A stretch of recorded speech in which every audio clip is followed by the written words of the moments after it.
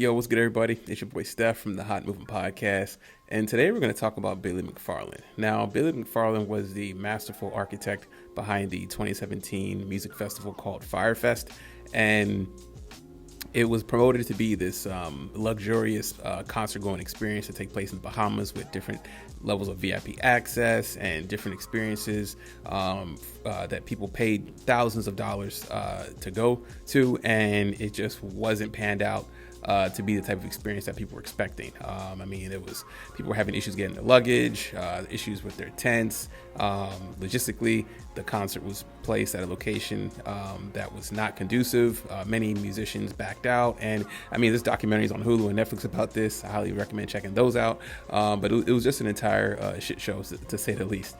And ultimately, he went to jail. He went to jail for fraud in 2018.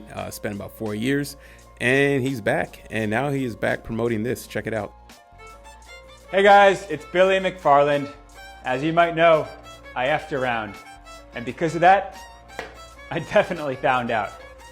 Obviously, I've had a little bit too much time to think about this, but I do feel like the moment's right to start making this up to everybody. You might have guessed, but I'm working on something new. This time, it's a little crazier, but a whole lot bigger than anything I've ever tried before. I promise I'm going to tell you everything in November. But before we get there, there's one thing you need to know now. This time, everybody's invited. Okay, so he's trying to promote this.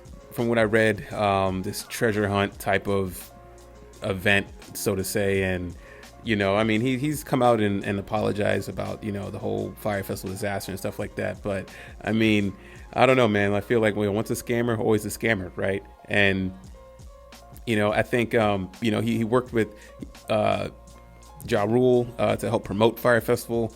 He had like a lot of Instagram models at the time trying to promote this, and now he's back. He did his time. And listen, I'm all for a good comeback story and everything. But I remember in watching one of the documentaries is that after Fyre Festival, he tried to run like another scheme on the internet with emails, trying to promote some other event or whatever, trying to get more money from people.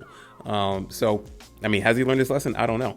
I'm sure, the FBI and everybody is pretty much watching him and what he does with this event. So I'm sure he's probably going to try a lot lighter. But at the same time, your history is your history. That Fyre Festival event was a disaster. We all remember those delicious cheese sandwiches and luxurious tents that was supposed to be the concert of the year. And it was promoted as such. So people, I don't know if people are going to line up to go to this concert they're promoting. I think it's taking place in the States. But at the same time, man, it's just like, be cautious, man. Scammers are great at telling a story, creating a narrative, and they're very good at words, and they're really good at knowing how to promote, because they're trying to get your money, right? I think he says that this is free. So, listen, nothing's ever free. There's always going to be a cost at the end of things. And so we're just going to wait and find out. But yeah, Billy McFarland, he's back in the spotlight. He's back to potentially scheming ways until he proves it otherwise. I think people are, have PTSD from those sandwiches and tents, and we'll see. So anyways, guys, please like, subscribe. I'm out.